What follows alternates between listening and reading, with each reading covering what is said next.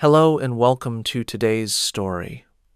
My name is Philip, and I like to dive deep into scary Asian stories and cover them in my videos.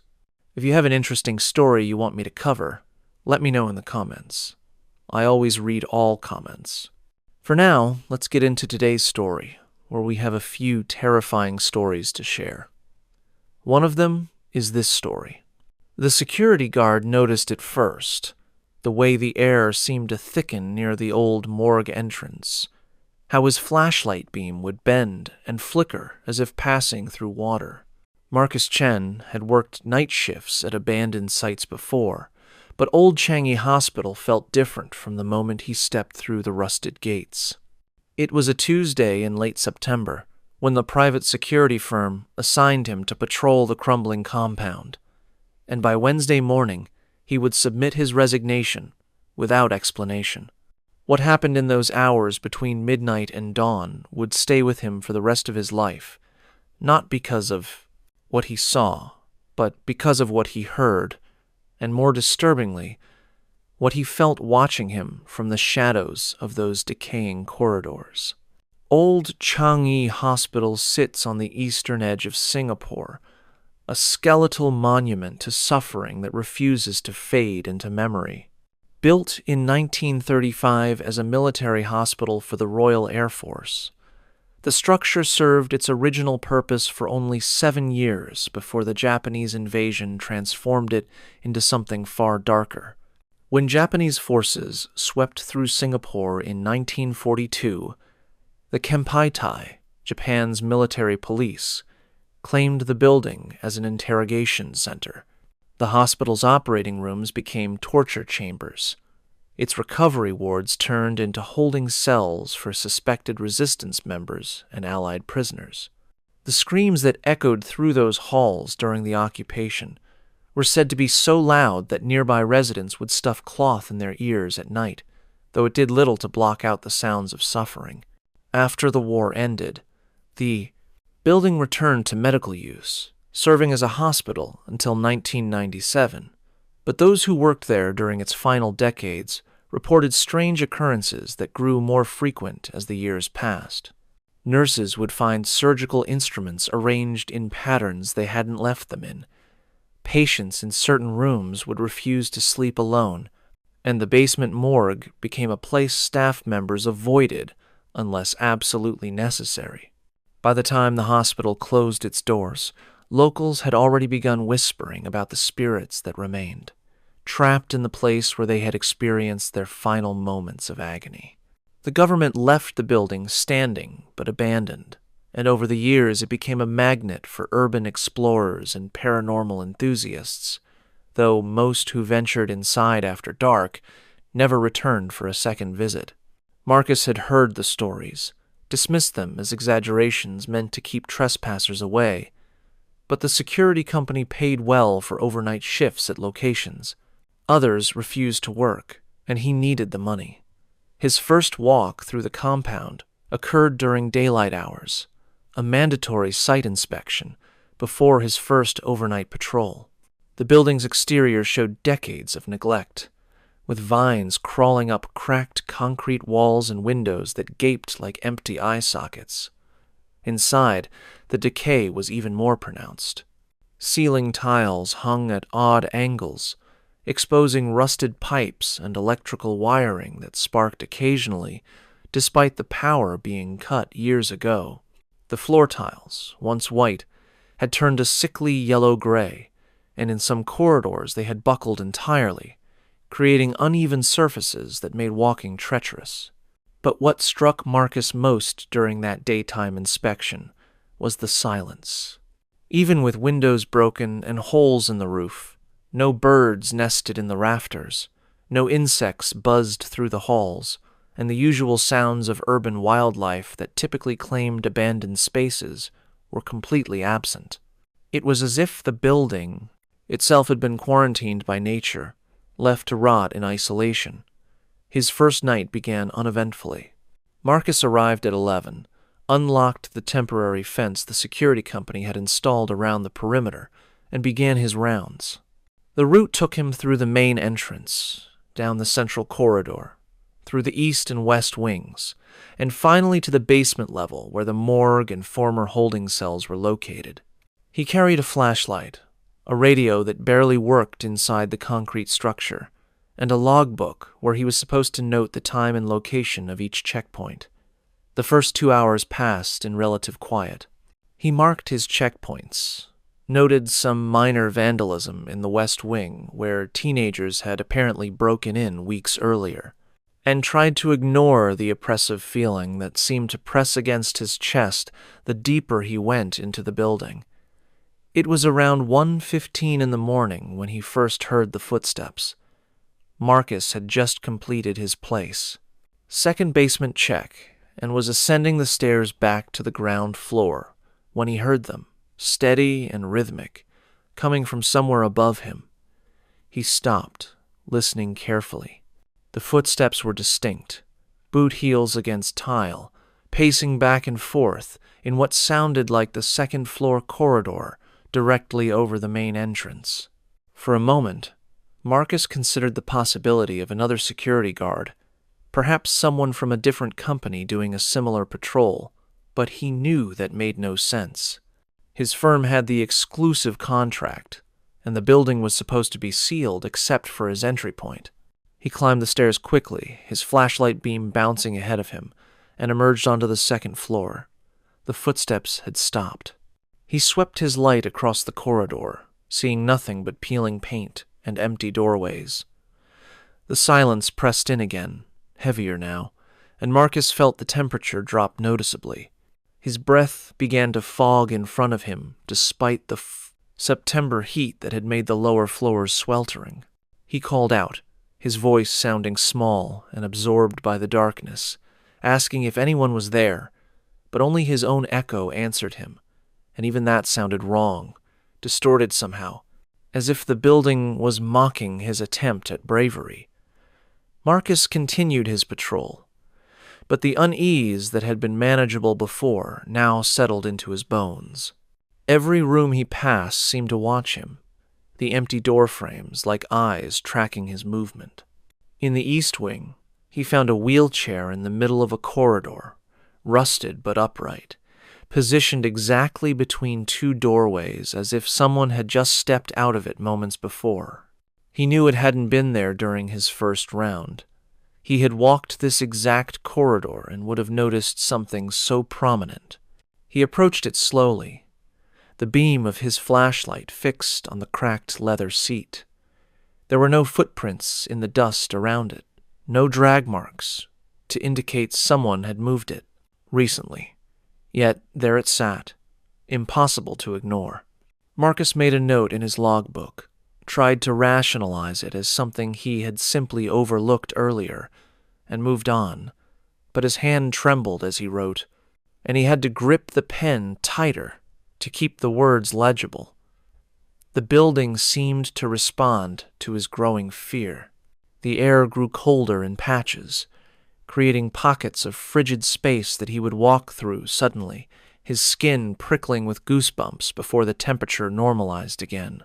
Somewhere distant, a door creaked on hinges that should have rusted into permanent silence decades ago. He heard water dripping despite the plumbing being disconnected, a steady rhythmic sound that seemed to come from multiple directions at once, and when he followed it to investigate, it would stop, only to resume from somewhere else moments later. By 3 a.m, Marcus had abandoned all pretense of a thorough patrol. He stayed in the main entrance hall, telling himself he could monitor the building just as effectively from that central position, but the truth was simpler and more primitive. He was afraid to go deeper, afraid of what he might find in those dark corridors where the Kempai Tai had once conducted their brutal interrogations. It was 3:45 when he heard the screaming, not the distant echo of someone outside, not the cry of a night bird or urban fox, but humans screaming, multiple voices, coming from the basement level. The sound rose up through the building like smoke, thin and high-pitched at first, then growing into a chorus of agony that made Marcus cover his ears. He stumbled backward against the wall, his flashlight clattering to the floor, And in that moment of darkness, he saw them. Shadows moved along the walls, not cast by any visible source, but independent, crawling across the peeling paint like living things. They had almost human shapes, twisted and elongated, and they moved with purpose, converging toward the stairwell that led down to the morgue. The screaming continued, now accompanied by other sounds, the crack of something hard against flesh, voices shouting in Japanese, and underneath it all, a wet, dragging sound like bodies being pulled across concrete. Marcus grabbed his flashlight and ran. He didn't think about protocol or his job or the consequences of abandoning his post. He simply ran toward the exit, his boots pounding against the deteriorated floor. Behind him, the sounds grew louder, closer, as if whatever was happening in the past was bleeding through into the present, and he was caught in the overlap. He burst through the main entrance and didn't stop running until he reached the temporary fence at the perimeter. Only then did he turn back to look at the building. Every window on the basement level glowed with a sickly yellow light, pulsing like a heartbeat, though no electricity had flowed through those circuits in over 2 decades. Marcus could see shadows moving behind the broken glass, dozens of them, and for just a moment he swore he saw faces pressed against the windows, mouths open in silent screams, hands clawing at glass that separated them from escape by mere inches, yet might as well have been miles. The light faded slowly, dimming until the building returned to its usual darkness. But the shadows remained, and Marcus knew with absolute certainty that they were watching him, aware of his presence, perhaps even grateful that he had fled before they could pull him into whatever hell they inhabited. The reports came later, after Marcus refused to return, and the security company sent a supervisor to investigate his claims. The supervisor found nothing unusual during a daytime inspection, no evidence of trespassers or electrical anomalies, just an abandoned building showing its age. But when pressed to complete an overnight patrol himself, the supervisor declined, citing company policy that didn't actually exist. The security firm quietly terminated their contract for Old Changi Hospital, and the building returned to its isolated existence. Marcus tried to explain what he had experienced to friends, to other security guards who worked similar locations, but he found the words inadequate. How could he describe the weight of suffering that permeated those halls? The sense that pain had soaked so deeply into the concrete that it had become part of the structure itself.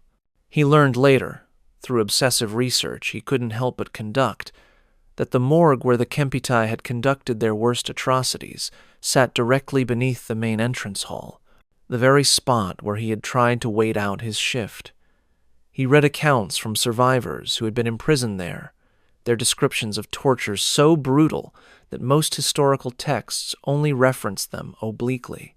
He found photographs from the liberation showing the condition of prisoners who had survived, their bodies bearing scars that told stories words could never convey.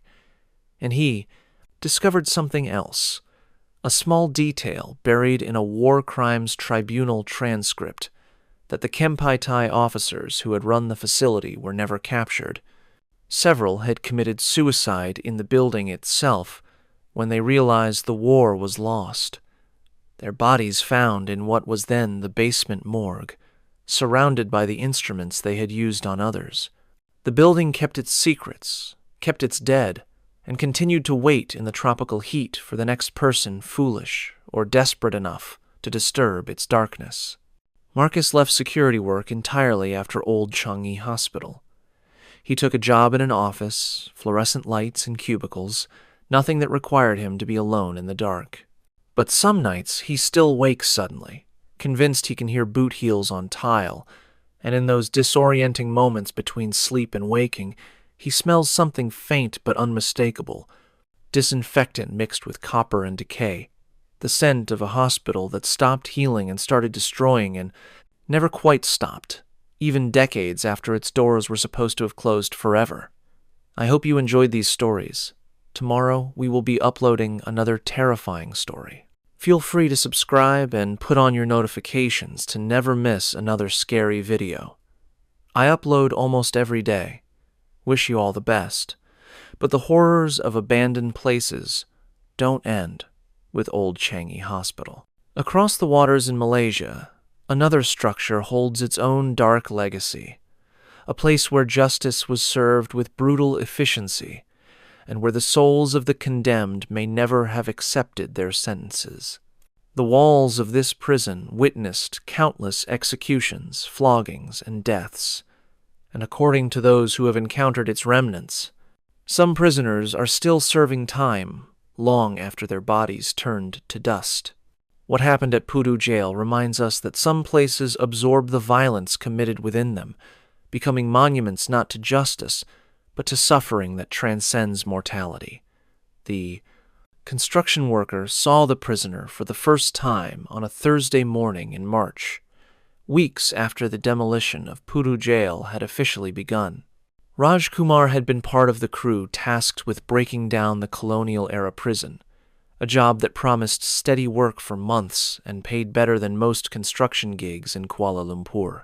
He had arrived at the site just after dawn, the sky still gray with pre-sunrise haze, and was walking toward the equipment yard when movement in his peripheral vision made him turn.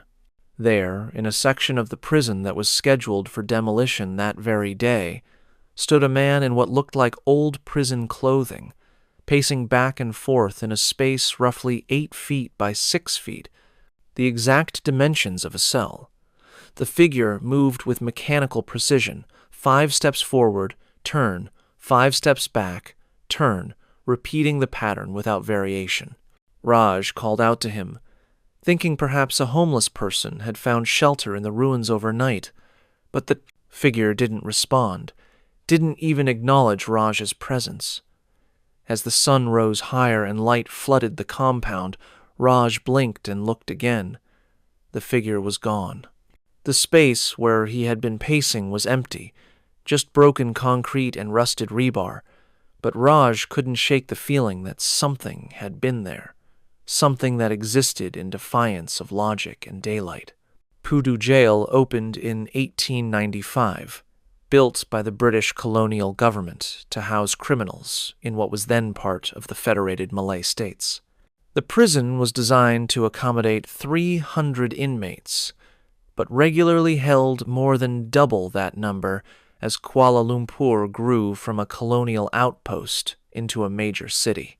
Over its 112 years of operation, Pudu Jail became synonymous with harsh punishment and capital justice. The prison executed criminals by hanging, the gallows located in a special wing that prisoners could see from certain cell blocks, a constant reminder of the fate that awaited those sentenced to death. Beyond executions, the prison employed flogging as punishment for various offenses, and the whipping posts in the exercise yard saw regular use throughout the decades. Conditions were brutal by modern standards. Cells were overcrowded, poorly ventilated, and infested with rats and insects. Sanitation was minimal, and disease spread quickly through the population. Guards ruled with absolute authority, and reports of abuse, while occasionally acknowledged, were rarely punished. By the time the prison closed in 1996, it had housed generations of criminals, political prisoners, drug traffickers, and murderers. The walls themselves had become historical artifacts, featuring a massive mural painted by a prisoner in the 1,980 seconds that depicted scenes from Malaysian history and culture. But beneath that artistic facade lay decades of accumulated suffering. The government initially planned to preserve part of the prison as a museum, but structural issues and the prime location of the land in central Kuala Lumpur led to the decision to demolish most of the complex. By 2010, the demolition had begun, but it proceeded slowly, hampered by complications that no one had anticipated. Raj Kumar joined the demolition crew in its second month, brought on as equipment operators quit without explanation or simply stopped showing up for work. The job seemed straightforward enough: use heavy machinery to break down the remaining cell blocks, haul away the debris, and clear the land for redevelopment. But from his first day, Raj noticed things that didn't fit the normal pattern of demolition work. Tools would disappear and reappear in different locations. Equipment would malfunction in ways mechanics couldn't explain.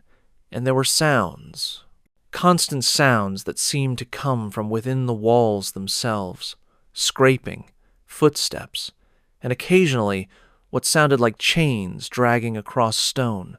The crew worked in shifts, and Raj usually pulled the early morning slot, arriving before 6 and working until mid-afternoon. The site was supposed to be secured at night, but security guards reported they rarely completed full patrols of the interior.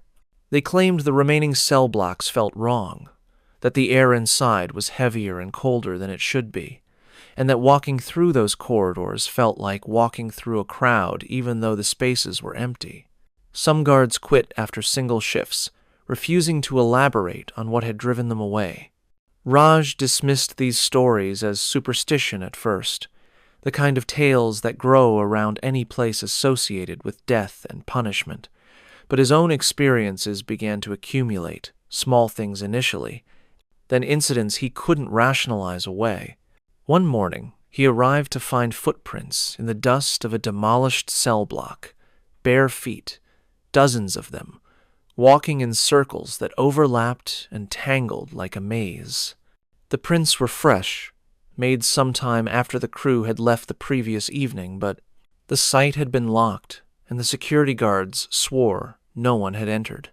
The prints led nowhere, simply appeared in the middle of the floor and disappeared at the edges, as if the people making them had materialized and vanished mid-stride.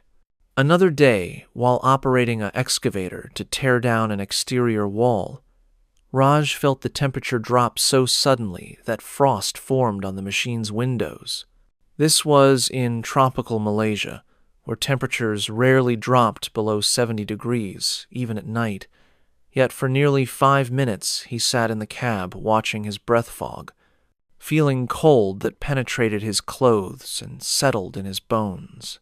When the temperature normalized just as suddenly, he climbed out to find his co-workers staring at him, asking why he had stopped working, claiming they had seen nothing unusual. But the most disturbing incidents involved the figures he began seeing regularly, not just one, but many, appearing in different parts of the prison at different times. They wore various types of clothing, some in old prison uniforms, others in civilian clothes from different eras, but they all shared certain characteristics. They moved in repetitive patterns. They never acknowledged the living, and they appeared most frequently in areas where the demolition had recently occurred, as if being disturbed from whatever rest they had found. The pattern became clear to Raj over weeks of observation. Each time the crew demolished a section of the prison, sightings would increase in that area for several days before fading, only to resurface when another section was torn down. It was as if the destruction of the physical structure was disturbing, something that existed in the same space but in a different dimension of experience. Other crew members began admitting they had seen things too, shadows that moved independently of light sources, faces that appeared in windows of cell blocks that no longer had roofs, voices that called out names in languages they didn't recognize. The site supervisor tried to maintain discipline, threatening anyone who spoke openly about paranormal experiences with termination, but his threats rang hollow because he himself refused to enter certain areas of the prison, delegating inspections to subordinates and remaining near the equipment yard where sunlight was unobstructed and the walls of the original structure weren't visible. Raj found himself researching the prison's history during his evenings. visiting libraries and searching online archives for information about who had died there and how. He learned that execution records were incomplete, that many prisoners had died from disease, violence, or suicide, and that during certain periods, especially during the emergency when suspected communist insurgents were imprisoned there, deaths were common and often poorly documented. He found a newspaper article from 1953 describing a riot that left 7 prisoners dead, another from 1971 detailing a fire in the east, wing that killed 4 inmates before guards could evacuate the cells. The more he learned, the more he understood that the prison held layers of tragedy, each generation adding its own dead to a population that had never truly left. The turning point came on a rainy afternoon in late April. The crew was demolishing the block that had housed death row inmates, the cells where condemned prisoners spent their final days before walking to the gallows. Heavy machinery had torn away the outer walls, exposing the interior of 24 cells to open air for the first time in over a century. Rain poured through the gaps, washing away years of accumulated dust and grime, and in that moment of cleansing, Raj saw them all. Every cell held a figure, some sitting on the floor, others standing at the bars that no longer existed, all of them staring out at the demolition crew with expressions of such profound despair that Raj felt his heart constrict. They weren't threatening, weren't trying to communicate or reach out. They simply existed in their suffering, trapped in the final moments of their lives, or perhaps the eternal sentence of their deaths. The rain fell through them without effect, and they cast no shadows, but they were undeniably present, witnessed not just by Raj, but by 3 other crew members who stood frozen, staring at the same impossible scene. The site supervisor was called over, told to look at what they were seeing, and in that moment his facade of skepticism crumbled entirely. He saw them too, saw the prisoners who were still serving sentences in cells that no longer had walls, and the sight broke something in him. He ordered the crew to stop work immediately, called the project manager, and within an hour the demolition was suspended pending investigation. But investigation into what, no one could officially say. The truth was too strange, too far outside the boundaries of acceptable reality for any official report to acknowledge. Work resumed after a stint of week-long pause, but with modifications. A Buddhist monk was brought to the site to perform rituals, burning incense and chanting prayers meant to release trapped spirits. Construction proceeded more slowly, with crews instructed to work only during daylight hours and to avoid unnecessary disturbance of certain areas. The figures continued to appear, but less frequently, and those who saw them reported they seemed more translucent, less anchored to the physical space. Raj continued working through the demolition, driven partly by financial need and partly by a strange sense of obligation, as if bearing witness to these prisoners was important, a final acknowledgment of their existence before even the memory of the structure disappeared. He learned to recognize some of the recurring figures, the tall man in cell block 3 who always stood facing the wall, the younger man in tattered clothing who sat with his knees drawn up to his chest, the figure in what looked like colonial-era prison stripes who paced endlessly near where the gallows had once stood. They became familiar presences, tragic but no longer terrifying, and Raj found himself silently acknowledging them as he worked, a small gesture of respect for lives and deaths that history had largely forgotten. The demolition took longer than projected, delayed by equipment failures, weather, and the inexplicable reluctance of workers to complete certain tasks. By the time the prison was finally reduced to rubble and the land cleared, nearly a year had passed beyond the original timeline, and the stories about what workers had experienced had spread throughout the construction community in Kuala Lumpur. Few people spoke about it openly, but everyone knew which building site carried a reputation for supernatural activity. The official explanation for the delays focused on structural complications and unforeseen contamination requiring special disposal procedures, but those who had worked there knew the truth was more complex. In quiet conversations, crew members shared their experiences, comparing notes on what they had seen and trying to make sense of it. Some found comfort in religious interpretations, viewing the trapped spirits as souls requiring prayer and intervention. Others developed more pragmatic views, accepting that certain places retain imprints of extreme emotion or suffering, and that demolishing such places could be like tearing open old wounds, releasing things that had been contained but never truly resolved. Raj fell somewhere between these perspectives, unable to fully embrace either explanation, but certain of what he had witnessed. The prisoners of Pudu Jail had served their sentences in life, but for reasons no one could explain, some portion of their consciousness or essence remained bound to the location where they had suffered and died.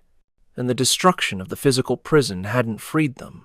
It had simply exposed them, made visible the suffering that had always been there, but hidden behind walls that no longer stood.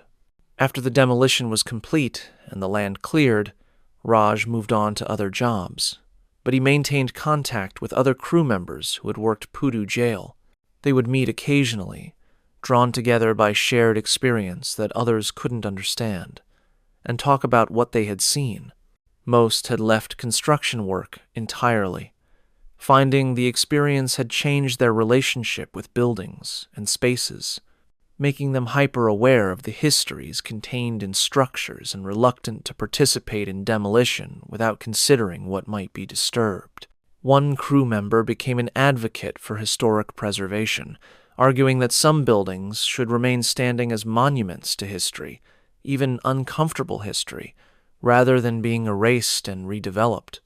Another crew member sought out temple communities, finding solace in spiritual practices that acknowledged the reality of what they had experienced.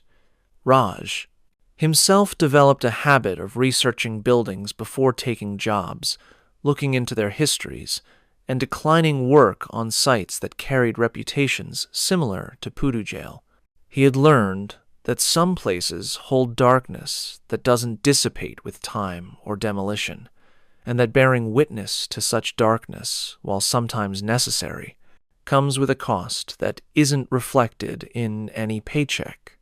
Years later, walking past the high-rise buildings and shopping centers that now occupy the former site of Pudu Jail, Raj sometimes pauses, wondering if the prisoners are still there, still pacing their invisible cells beneath the foundation of modern progress. He has heard from others that security guards in the buildings occasionally report odd occurrences, cold spots in tropical heat, sounds of chains in empty corridors, feelings of being watched in areas that have no hiding places. These reports are dismissed as imagination or building settling, the same explanations always offered when something doesn't fit comfortable reality. But Raj knows better. He knows that destroying a prison doesn't release its prisoners, that tearing down walls doesn't tear down the suffering contained within them, and that some sentences extend far beyond what any judge intended, enforced not by bars and guards, but by the weight of trauma, so profound it bends the very fabric of the space where it occurred, creating permanent echoes that no amount of redevelopment can silence. I hope you enjoyed these stories.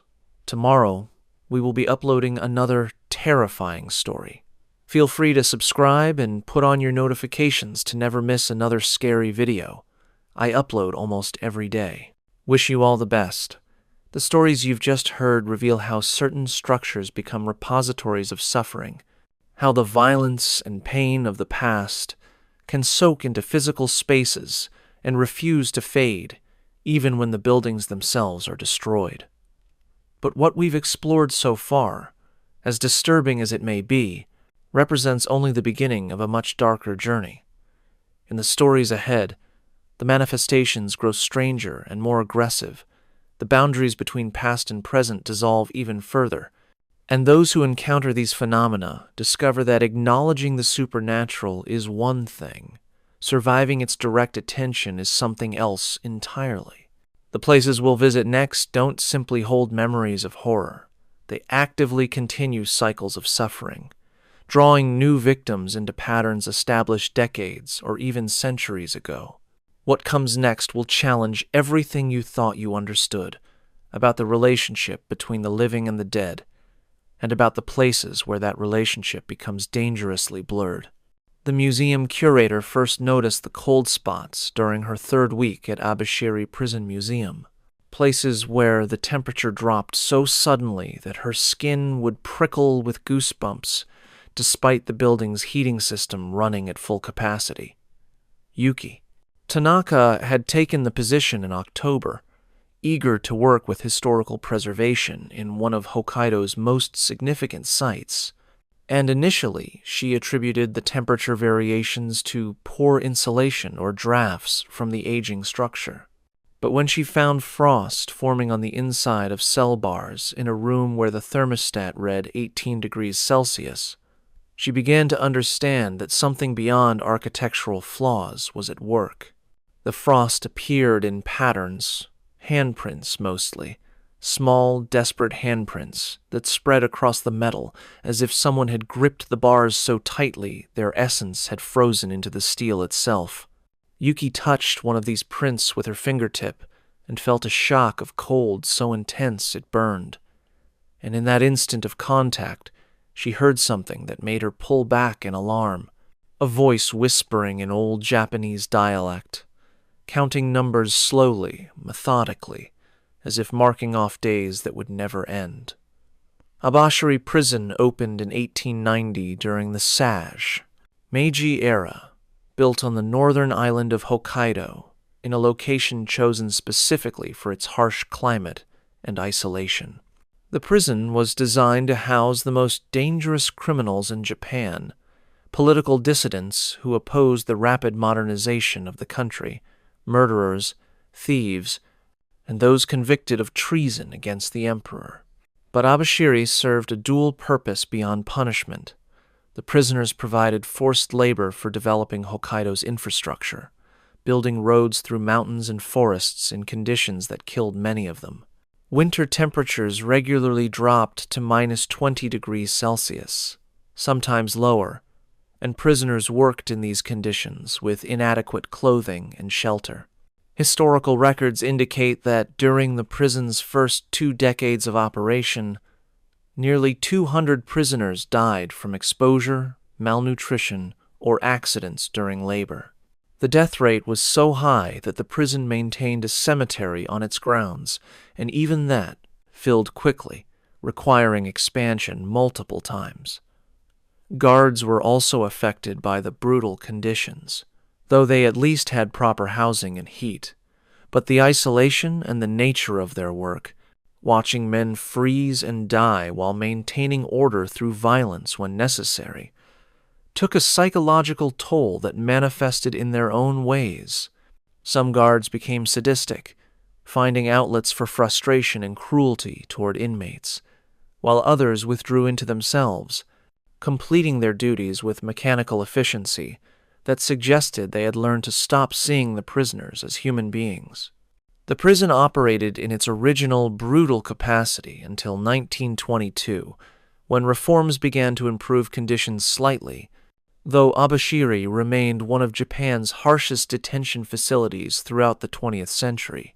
By the time the prison moved to a new facility in 1984, the old buildings had witnessed nearly a century of suffering, and the decision to preserve them as a museum seemed natural given their historical significance.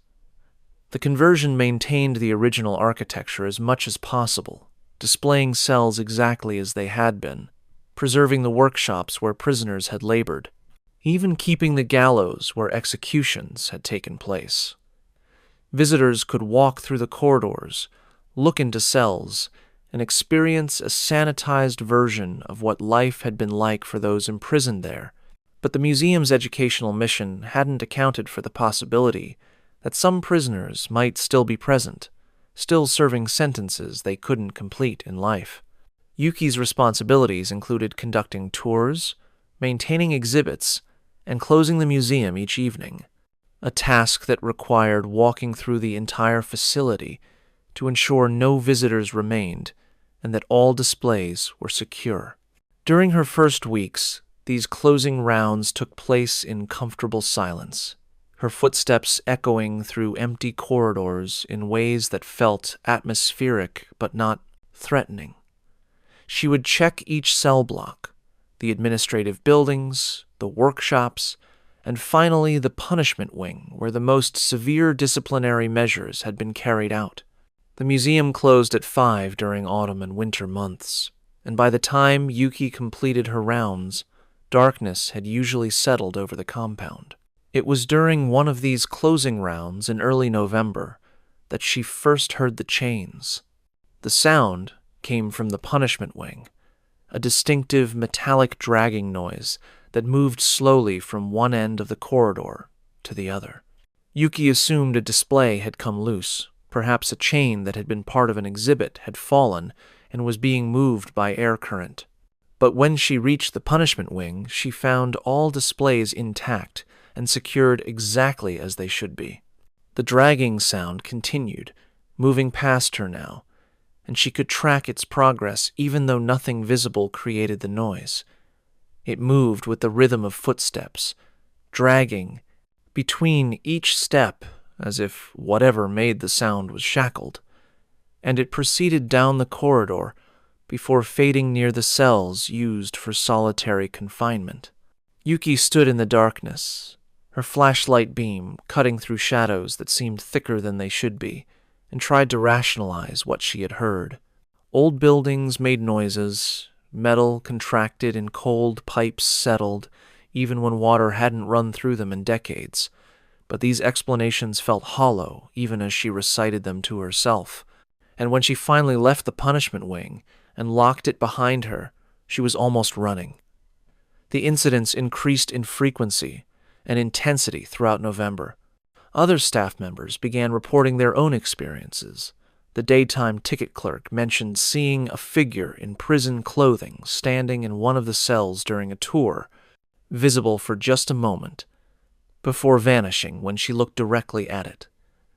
A maintenance worker refused to enter the workshop building alone after hearing what sounded like dozens of people working, the scrape of tools against wood, low conversations in Japanese that stopped the moment he opened the door to investigate.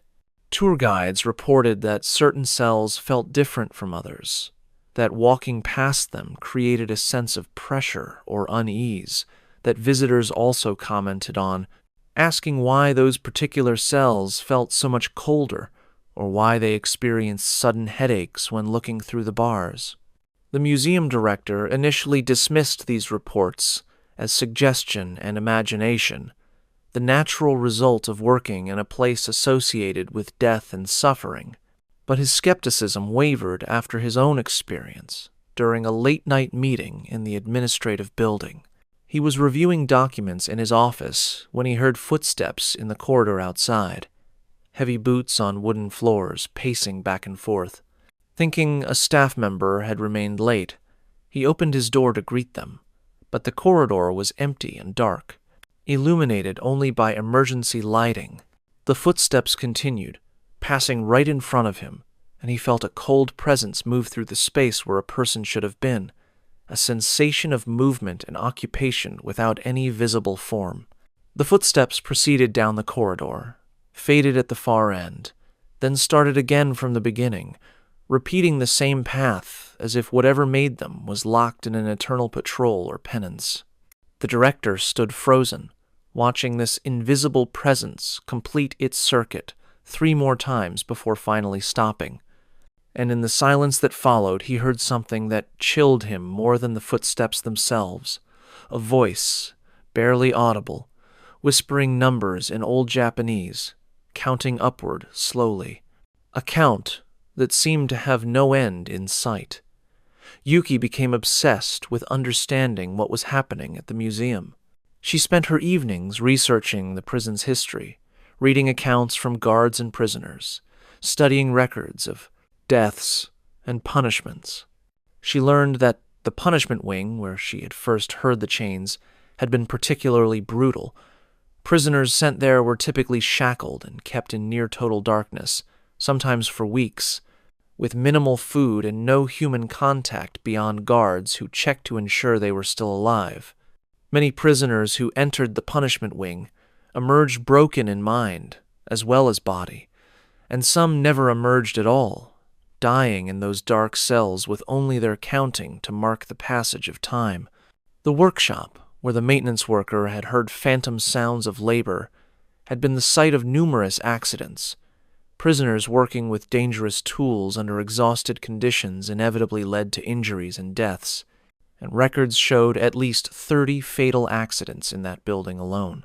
The cells where visitors reported feeling pressure and cold were predominantly ones where prisoners had died, either from illness or suicide, and in several cases the deaths had gone unnoticed for hours because guards had assumed the prisoner was sleeping.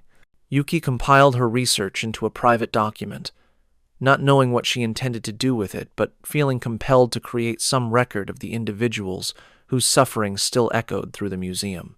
She listed names when she could find them, dates of death, and what little information existed about who these men had been before their imprisonment. Most were anonymous, recorded only as prisoner numbers in ledgers that described them by crime rather than identity, but occasionally she found details that humanized them. A political activist imprisoned for distributing pamphlets criticizing the government. A farmer who had killed his landlord during a dispute over rent. A young man, barely 20, who had stolen food during a famine and been sentenced to 10 years of hard labor. He would not survive. The confrontation came on a night in late November, when Yuki stayed late to finish cataloging new materials that had been donated to the museum. She was alone in the building, the last staff member to leave having departed around 6, and she had assured the director she would lock up properly when she finished. By 8, she had completed her work and began her closing rounds, but tonight felt different from the start. The temperature throughout the building had dropped noticeably despite the heating system working, and her breath fogged in every room she entered. The silence felt heavier, more oppressive, and Yuki realized she wasn't hearing the usual background noises of an old building settling. Instead, there was an expectant quality to the quiet, as if the structure itself was waiting for something. She moved through the cell blocks more quickly than usual, checking each area with increasing anxiety, and it wasn't until she reached the punishment wing that she understood why the building felt so charged. Every cell door in the punishment wing stood open. Yuki knew with absolute certainty that they had been closed and locked that morning. She had checked them herself during her opening rounds, yet now they all stood ajar, creating dark openings that led into spaces that seemed to contain more darkness than their physical dimensions should allow. She approached the first cell slowly, her flashlight beam trembling slightly as her hand shook. The cell was empty in the physical sense, just bare walls and a wooden floor worn smooth by decades of prisoners pacing in confined space, but it didn't feel empty. Yuki had the overwhelming sensation of someone standing just beyond the reach of her flashlight, pressed into the corner where shadow was deepest, watching her with desperate intensity. She moved to the next cell and found the same sensation, and the next, and the next. Each cell containing a presence she couldn't see but could feel so strongly it made her skin crawl. By the time she reached the end of the corridor, she was certain that every cell in the punishment wing was occupied by something that had once been human, but had been reduced to nothing more than suffering and counting, endlessly counting the days of a sentence that death hadn't ended. Yuki heard them all begin to count simultaneously, voices whispering from every cell, overlapping and creating a sound like wind through branches, but made of human voices shaped into numbers. Some counted in the hundreds, others in the thousands, and a few in numbers so high they must have been counting for decades beyond their actual imprisonment.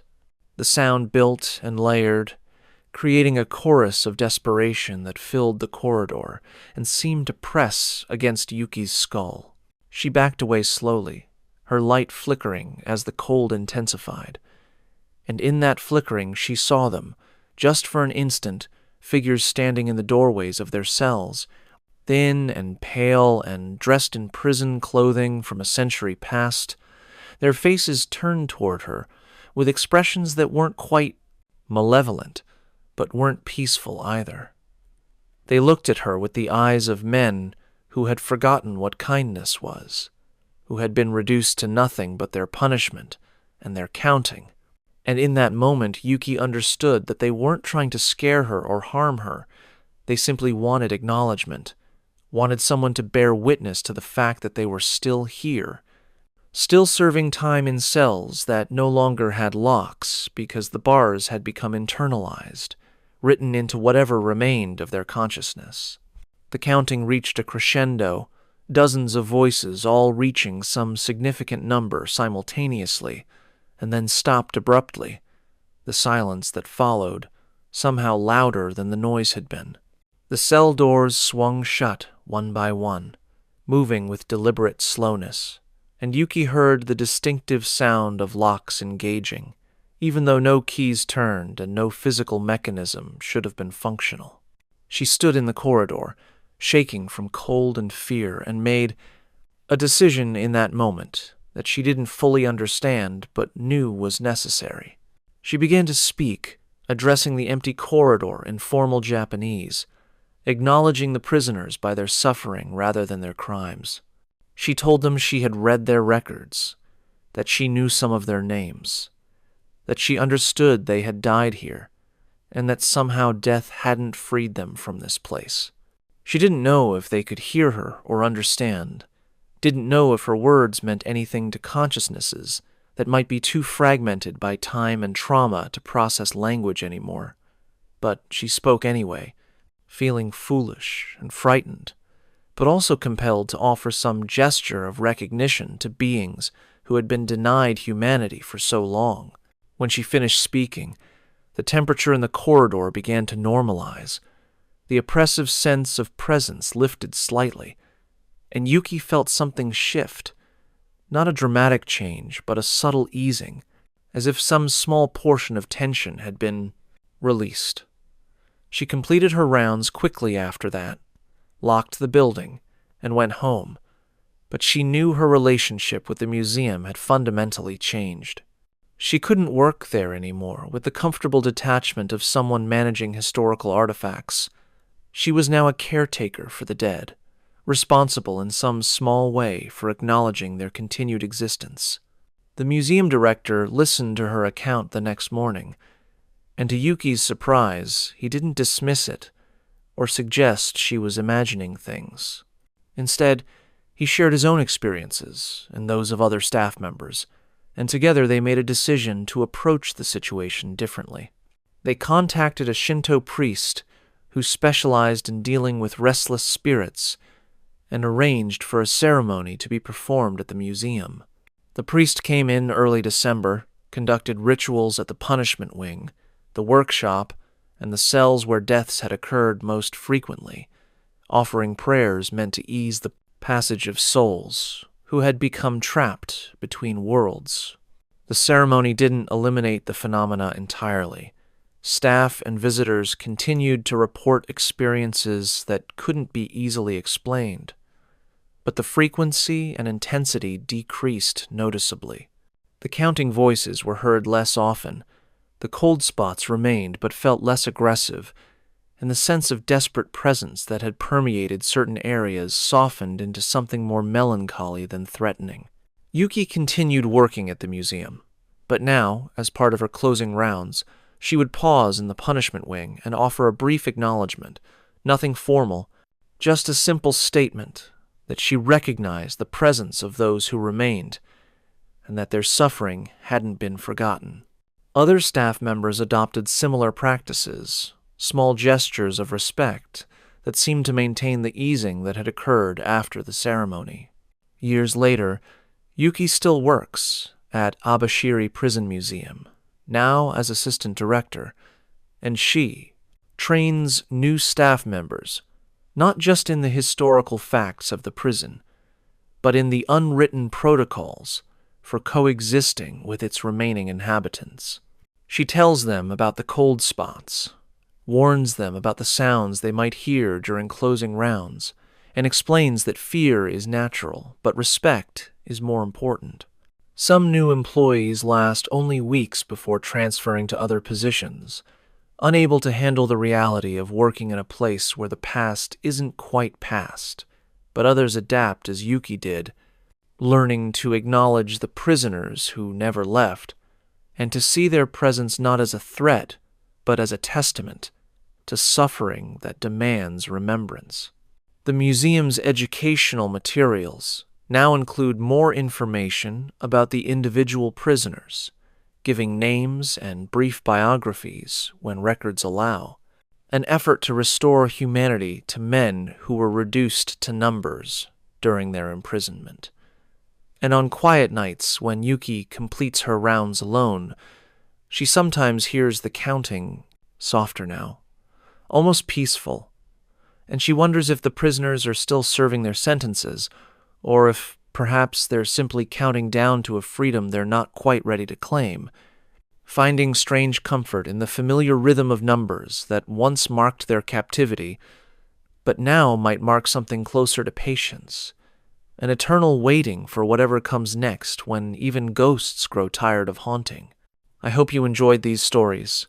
Tomorrow we will be uploading another terrifying story. Feel free to subscribe and put on your notifications to never miss another scary video.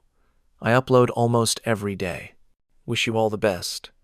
While the prisoners of Abashiri count their endless days in frozen isolation, thousands of miles south, another prison grapples with manifestations of a different nature, one that doesn't simply haunt, but actively threatens those who encounter it.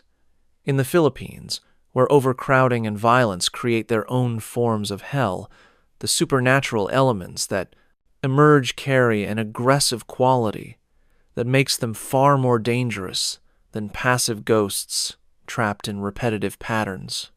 What happens at New Bilibid Prison reminds us that some spirits don't just linger, they hunt, and those who catch their attention often find that death might be preferable to the alternative.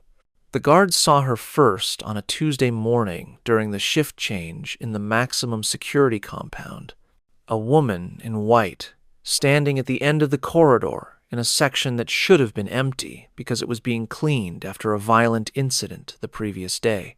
Officer Marco Santos had worked at New Bilibid Prison for 6 years and had developed the kind of hardened pragmatism that came from daily exposure to violence, corruption, and the barely controlled chaos of a facility that housed over 20,000 inmates in a space designed for less than half that number. He had seen men killed over disputes about cigarettes, watched rival gang members coordinate attacks with frightening efficiency, and learned to navigate the complex power structures that existed both among the prisoners and within the guard force itself. But the woman in white was something outside his experience, something that triggered an instinctive alarm that had nothing to do with the usual dangers of his work.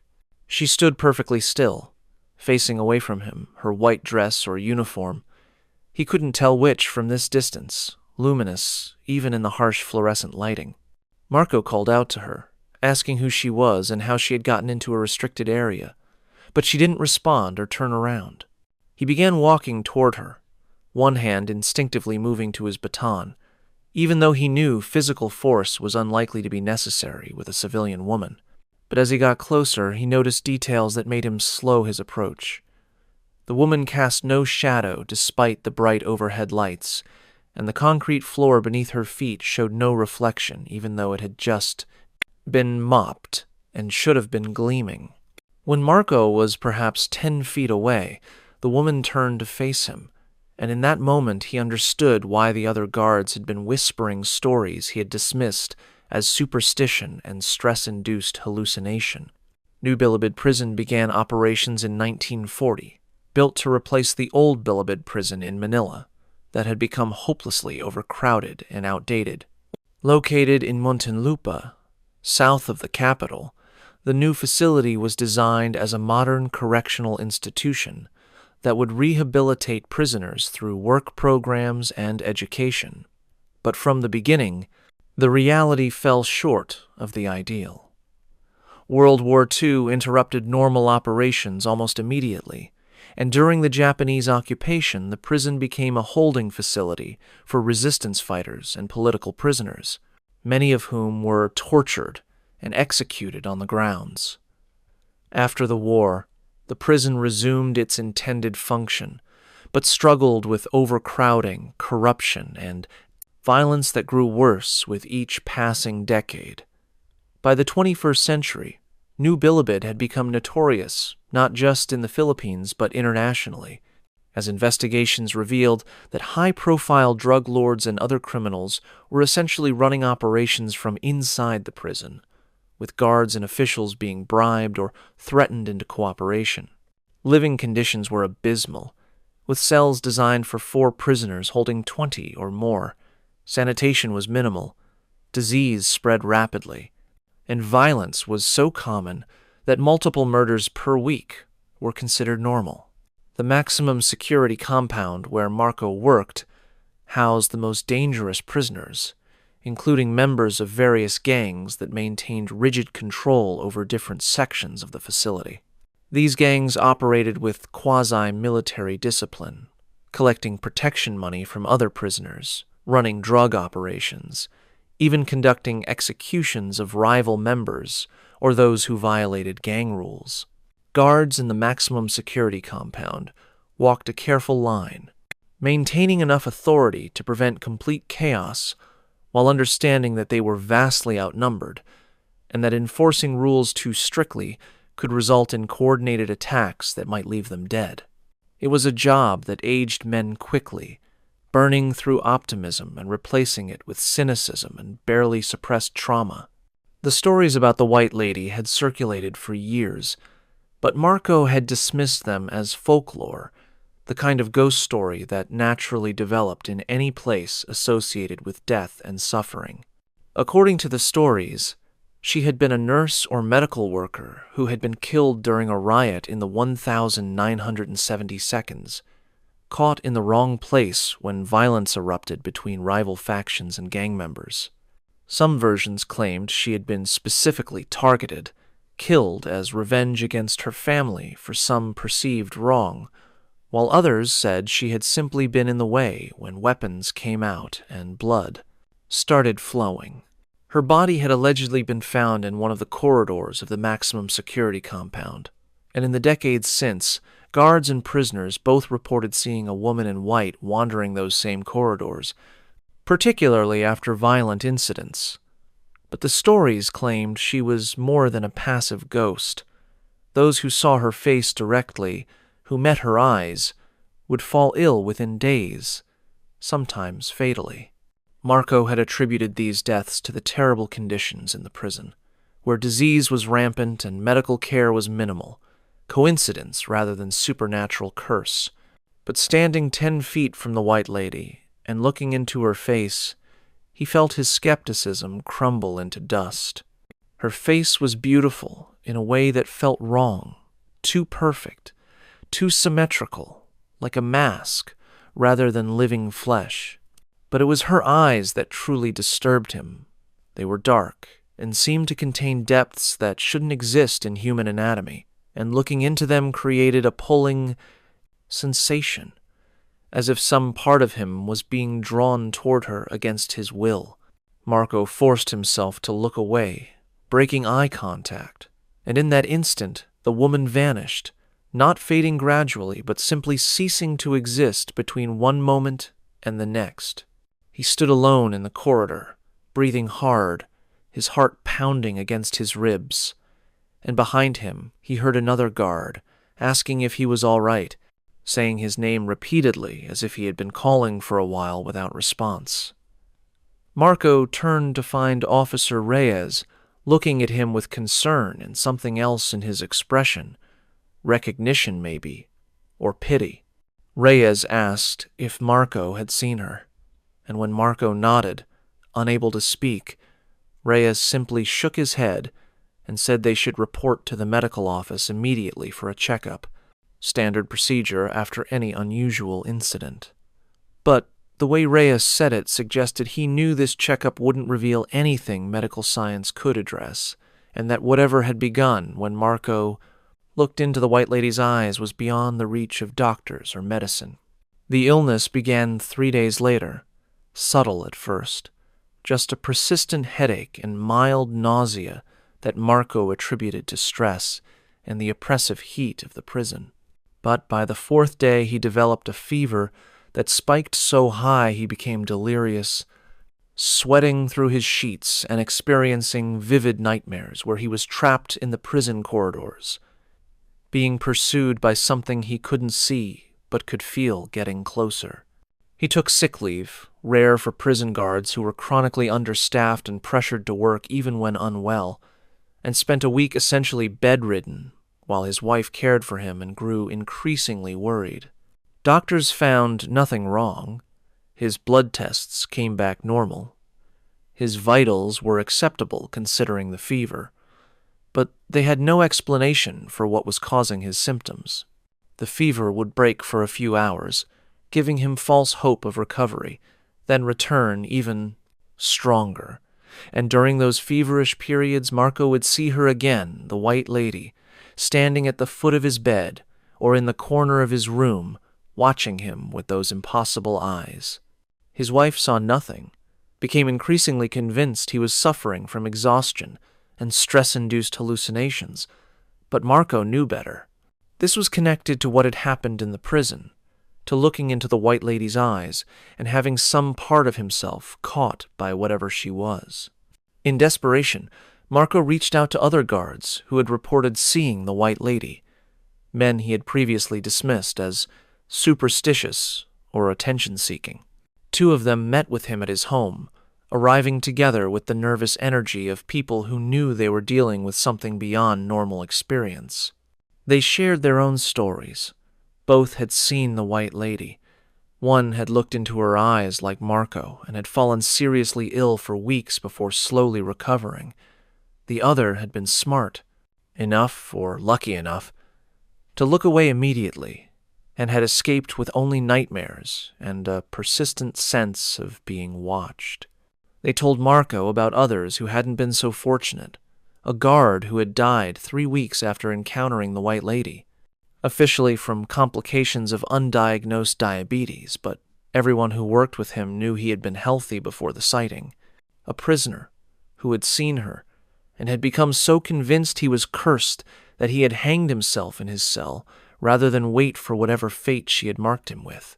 The pattern was clear. Seeing her was dangerous but survivable. Making eye contact was potentially fatal.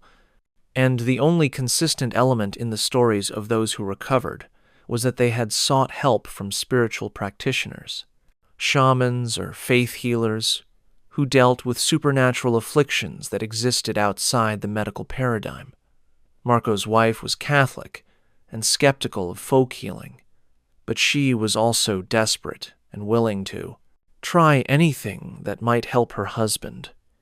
They contacted a Mangi-Hillet, a traditional healer who dealt with both physical and spiritual ailments, and the old woman came to their home on a Thursday evening, carrying a bag of materials Marco couldn't identify. She examined him without touching him, making gestures in the air around his body and muttering prayers or incantations in a mix of Tagalog and older language Marco didn't recognize. After several minutes, she sat back and spoke clearly, telling Marco that he had been marked by something that fed on life force, that it had attached to him when he looked into its eyes and was slowly draining him. She could help, she said, but the process would be difficult and painful, and there was no guarantee of complete success because whatever had marked him was old and strong, anchored to the prison by decades of death and suffering. Marco agreed immediately, willing to try anything, and the healer began a ceremony that lasted through the night. She burned herbs that filled the room with acrid smoke, drew symbols on Marco's skin with ash and oil, and chanted in sustained monotone that seemed to vibrate in his chest. The fever spiked during the ceremony, pushing Marco to the edge of consciousness, and in that liminal state between waking and delirium, he saw the White Lady again, but now she was different. Her beautiful face cracked like porcelain, revealing darkness beneath, and her eyes blazed with anger at being challenged. She reached toward him, her hand passing through the air like she was underwater, moving slowly but with terrible purpose, and Marco felt cold spread through his chest as her fingers approached his heart. But the healer's chanting intensified, and other voices joined hers, voices Marco recognized as belonging to the dead, not threatening but protective, and the White Lady's hand stopped inches from his chest, unable to penetrate whatever barrier the ceremony had created. She pulled back, her face contorting with rage and frustration, and then she was gone, not vanishing but being pulled away, dragged back to whatever space she inhabited when not manifesting in the physical world. Marco woke the next morning to find the fever broken and the healer sleeping in a chair beside his bed, exhausted from her work. His wife was crying with relief, and Marco felt weak but essentially recovered.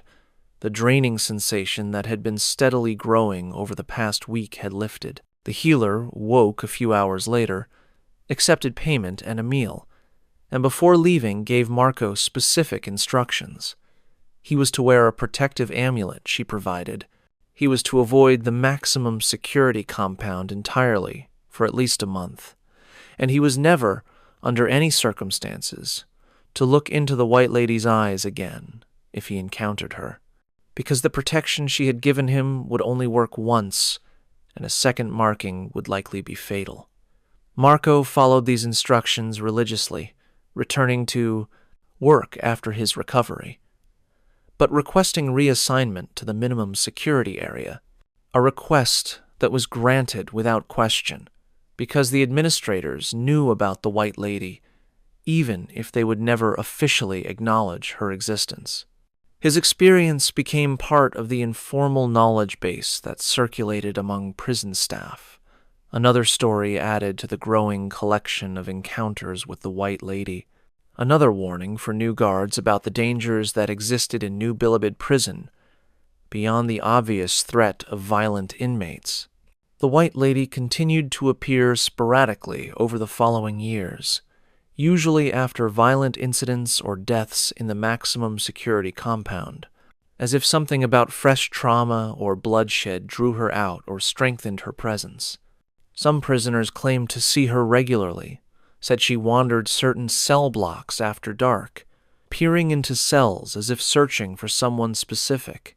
A few inmates took on the role of informal experts on how to handle an encounter, advising new prisoners to never make eye contact, to show respect by lowering their heads if they saw her, and to recite prayers or protective verses if they felt her attention focusing on them. The guards developed their own protocols, unofficial rules that were passed from veteran to new recruit. Avoid being alone in the corridors where she appeared most frequently. Carry protective amulets or religious items, and if you saw her, report it immediately so others could be warned. The prison's Catholic chaplain, a practical man who had served in the facility for over 20 years, didn't dismiss the stories outright, but took a pragmatic approach, blessing the maximum security compound regularly and providing blessed medals to any guard or prisoner who requested them, offering spiritual protection without explicitly confirming or denying the existence of the White Lady. Marco eventually left New Bilibid Prison entirely, taking a position with a private security company that paid less but offered work that didn't involve constant exposure to violence and supernatural threats. He kept the amulet the healer had given him, wearing it under his shirt even years after leaving the prison, a reminder of how close he had come to something that might have been death, or might have been worse. A slow draining away of life force, until nothing remained but an empty shell going through the motions of existence. He stayed in touch with a few former colleagues, and through them he heard about new encounters with the White Lady, new guards who saw her and either recovered or didn't, and prisoners who claimed she visited their cells at night, standing at the bars and staring at them with eyes that promised suffering. The stories never stopped. They evolved and accumulated, creating a mythology around the White Lady that was based on consistent experiences repeated across decades and witnessed by hundreds of people who had no reason to lie and nothing to gain from sharing their encounters. To those who worked at New Bilibid Prison, the White Lady was as real as the concrete walls and the violence that permeated every aspect of life in the facility, and just as dangerous. She was a manifestation of the prison itself in some fundamental way, born from the accumulated trauma and death that had soaked into the very ground, fed by ongoing violence, and anchored to the place by forces that no one fully understood, but everyone who worked there learned to fear and respect in equal measure. I hope you enjoyed these stories. Tomorrow we will be uploading another terrifying story. Feel free to subscribe and put on your notifications to never miss another scary video. I upload almost every day. Wish you all the best. The encounters we've explored in these prisons reveal something crucial about the nature of supernatural manifestations in places marked by systematic suffering. These aren't random hauntings or simple ghost stories. They're persistent phenomena that follow patterns, that interact with the living in ways that can be predicted and sometimes survived if you understand the rules. But the final stories we're about to explore take us into even stranger territory, places where the supernatural doesn't just haunt or threaten, but fundamentally alters the nature of reality itself for those who enter. What you've heard so far has been frightening, certainly, but what comes next is something different, something quieter but far more disturbing, the kind of horror that doesn't announce itself with screams or violence, but creeps in through cracks you didn't know existed, and stays with you long after the immediate danger has passed, changing the way you understand the world and your place in it.